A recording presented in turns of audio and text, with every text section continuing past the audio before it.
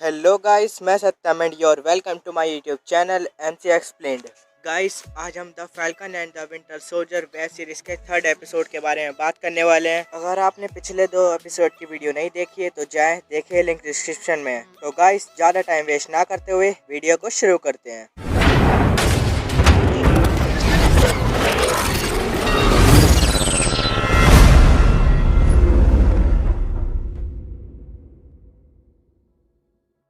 Episode के शुरुआत में हमें लास्ट एपिसोड के कुछ कट सीन्स दिखाई देते हैं, जिसके एंड में हमें जीमो दिखता है। फिर इसके बाद थर्ड एपिसोड की स्टोरी यहाँ से चालू होती है, जहाँ हमें एक कंपनी दिखती है जिसका नाम जीआरसी मतलब ग्लोबल रिपैट्रिएशन काउंसिल होता है, जो ब्लिप के बाद वापस आए लोग जिन्हें कई प्रॉब्लम को फेस करना पड़ रहा है उन्हें घर व नौकरी दिलाने में मदद कर रहे हैं। फिर हमें जॉन वॉकर दिखता है, जो उसी बंदे के घर गया था जहाँ कार्ली और उसके लोग रुके हुए थे। जब जॉन वॉकर उस आदमी से कार्ली के बारे में पूछता है तो वो कहता है उसे कुछ नहीं पता, और वो आदमी जॉन वॉकर को एब्यूज करता है और उसके मुंह पे थूकता है। इस सब से जॉन वॉकर को गुस्सा आ जाता है और वो उसे जोर से हिट करता है और लेमार के साथ वहाँ से चला जाता है। फिर हमें बर्लिन का सीन दिखता है, जहाँ सैम और बकी एक जेल में थे जहाँ जीमो कैद था। फिर बकी जीमो के पास जाता है और उसे बताता है किसी ने सुपर सोल्जर सीरम दोबारा बना लिया है और हमें पता लगाना है कि वो कौन है जिसने ये बनाया है। फिर जीमो कहता है मतलब तुम्हारे पास कोई सुराग नहीं, और खुशकिस्मती से मुझे पता है कि वो कहाँ मिलेगा। फिर हमें बकी और सैम दिखते हैं जो एक गैराज में थे, जहाँ सैम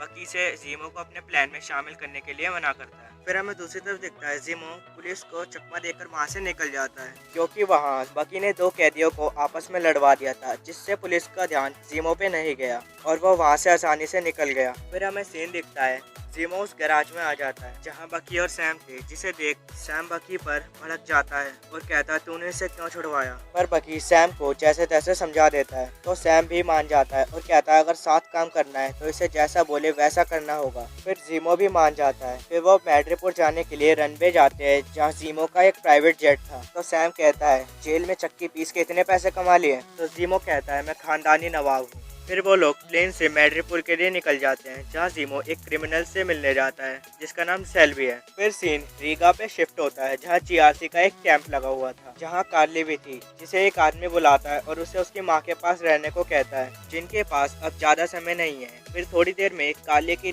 माँ की डेथ हो जाती है। फिर सीन शिफ्ट होता है और हमें दिखता है बक्की सैम और जीमो मैड्रिपुर पहुँच गए थे, जहाँ सैम ने अपनी पहचान बदली हुई थी जिसका नाम था स्माइलिंग टाइगर। फिर वो लोग एक बार में पहुँचते हैं, जहाँ जीमो एक वेटर से सेल्वी के बारे में पूछता है। फिर वहाँ एक आदमी आता है जो जीमो से कहता है ऊपर से ऑर्डर है, यहाँ से चले जाओ, जिसे जीमो इनडायरेक्टली मना कर देता है। जिसके थोड़ी देर बाद जीमो के पीछे से एक और आदमी आता है जो उस पर अटैक करने वाला था। फिर बकी वहाँ सबको मारने लगता है जो अटैक कर रहे थे। जब बकी सबको फोड़ चुका होता है तब जीमो बकी को रुकने को कहता है। फिर वो वेटर जीमो से कहता है सेल्वी ने तुम्हें बुलाया है। फिर वो लोग सेल्वी के पास जाते हैं, जहाँ जीमो एक ऑफर की बात करता है। तो सेल्वी ऑफर के बारे में पूछती है, तो जीमो कहता है तुम हमें सुपर सोल्जर सीरम के बारे में बताओगी और मैं तुम्हें दूंगा विंटर सोल्जर कंट्रोल करने वाले कोड के साथ। फिर सेल्वी ऑफर के लिए मान जाती है और बताती है सीरम मैड्रिपुर में ही है, जिसे डॉक्टर विल्फ्रेड नेगल ने बनाया है, जिसे पावर ब्रोकर ने सीरम के काम पे लगाया था। फिर जीमो और भी कुछ पूछ रहा होता है कि तभी सैम का फोन बजता है। तो सेल्वी को सैम पर शक होता है, जो उसे फोन पिक करने को कहती है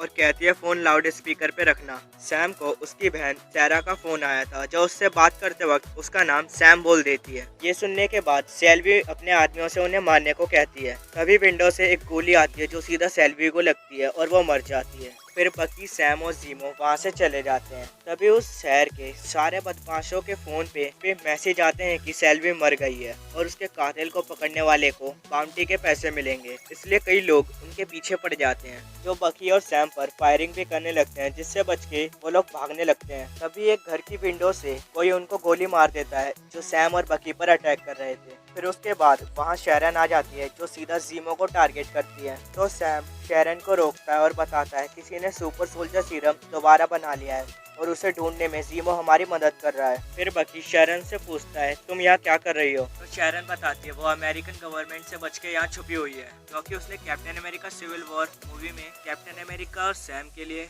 शील्ड और फैल्कन सूट चुराया था। फिर शैरन उनको वहाँ से शरीफों के इलाके में ले जाती है, जहाँ उसका घर है, जहाँ वो सेफ रहेंगे। फिर घर जाने के बाद सैम शैरन से डील करता है कि वो उनकी मदद करेगी, जिसके बदले सैम अमेरिकन गवर्नमेंट के सामने उसका नाम क्लियर करवा देगा। फिर वहाँ एक पार्टी होती है जहाँ शैरन कुछ लोगों से विल्फ्रेड नेगल के बारे में पूछती है और बकी सैम और जीमो को आकर बताती है। फिर सीन शिफ्ट होता है और हमें एक जगह दिखती है जहाँ बहुत से कंटेनर रखे हुए थे, जहाँ शैरन उन्हें बताती है डॉक्टर नेगल कंटेनर 4261 में मिलेगा। जिसके बाद वो लोग कंटेनर में जाते हैं पर कंटेनर पूरी तरह से खाली होता है। तो सैम शैरन को बताता है ये पूरी तरह से खाली है। तो शैरन कहती है इन्फॉर्मेशन गलत नहीं हो सकती, इसलिए जीमो कंटेनर को अच्छी तरह से चेक करता है, जहाँ उसे एक खुफिया दरवाजा मिलता है जिसके पीछे डॉक्टर नेगल की लैब थी। फिर वहाँ डॉक्टर नेगल से बकी और सैम सीरम के बारे में पूछते हैं कि तुमने सीरम दोबारा क्यों बनाया, पर वो अपना मुंह नहीं खोलता, इसलिए बकी उसके कान के पास से गोली फायर करता है, जिससे डर के वो सब बताने के लिए तैयार हो जाता है और बताता है साइबेरिया में विंटर सोल्जर के 5 सिपाही खोने के बाद हाइड्रा ने काम आगे बढ़ाने के लिए मुझे इसमें शामिल किया। जब हाइड्रा बंद हुआ तो मुझे CIA ने हायर कर लिया, क्योंकि उनके पास किसी अफ्रीकन अमेरिकन के ब्लड सैंपल थे जिसमें सीरम के कण मौजूद थे। और बताता है मेरा सीरम शरीर पर असर नहीं करता पर होता है एकदम परफेक्ट, पर मेरा काम खत्म होने से पहले मैं धूल बन गया। फिर 5 साल बाद जब मैं वापस आया तो मैं यहाँ आया जहाँ पावर ब्रोकर ने मेरे काम को पूरा करने के लिए पैसा लगाया। तो सैम पूछता है तुमने सीरम के कितने डोज बनाए? तो डॉक्टर नेगल बताता है मैंने सीरम के 20 डोज बनाए थे, जिन्हें कार्ली मॉर्गनथाउ ने चुरा लिया। फिर बकी पूछता है क्या इस लैब में कोई सीरम बचा है? तो डॉक्टर नेगल बताता है यहाँ कोई सीरम नहीं बचा। फिर हमें दिखता है सैम बकी और जीमो को मारने के लिए वहाँ कई लोग आ गए हैं, जिन्हें बाहर शैरन रोकती है, जिसके बाद वो भी लैब में आ जाती है। और हमें दिखता है जीमो के हाथ लैब से एक गन लग गई थी, जिससे वो डॉक्टर नेगल को मार देता है। उसी के बाद बाहर से एक आदमी लैब पर RPG से हमला कर देता है, जिसके बाद वो लोग वहाँ से बाहर जाते हैं, जिनके ऊपर कई लोग फायरिंग कर रहे थे, जहाँ जीमो अपना कॉमिक वाला मास्क पहनकर एक धमाकेदार एंट्री मारता है और उन सभी लोगों को मार देता है जो सैम के ग्रुप पर हमला कर रहे थे। फिर वो लोग वहाँ से बच के निकल जाते हैं। फिर हमें सीन दिखता है बकी और सैम जीमो के प्लेन में थे, जहाँ सैम बकी से कहता है शायद मैंने बहुत बड़ी गलती कर दी है, मुझे शील्ड नहीं देनी चाहिए थी। फिर इसके बाद वो लोग वहाँ से रीगा निकल जाते हैं। फिर सीन लिथुआनिया पे शिफ्ट होता है, जहाँ जियासी सप्लाई डिपोट है, जहाँ कार्ली आ जाती है और कैंप के लोगों के लिए वहाँ से खाने पीने की चीजें चुरा लेती है। जिसके बाद कार्ली और उसके लोग वहाँ से निकल जाते हैं। तभी उस बिल्डिंग में एक ब्लास्ट होता है जिसमें फ्लैग स्मैशर्स ने चोरी की। फिर यहाँ सीन शिफ्ट होता है और हमें दिखता है बकी, सैम और जीमो अब रीगा पहुँच चुके थे, जहाँ बकी वकांडा की एक लड़की से मिलता है जो वकेंडन लैंग्वेज में बोलती है मैं यहाँ जीमो के लिए आई हूँ। जिसके बाद यह एपिसोड यहाँ खत्म हो जाता है। तो गाइस आपको ये वीडियो कैसी लगी? अगर अच्छी लगी तो लाइक करें और अगर चैनल पे नए हो तो सब्सक्राइब करें और आपको इस एपिसोड में जो पार्ट सबसे अच्छा लगा उसे नीचे कमेंट करें। गाइस अगले एपिसोड की वीडियो जल्दी मिलेगी, मिलते हैं अगली वीडियो में, तब तक के लिए बाय।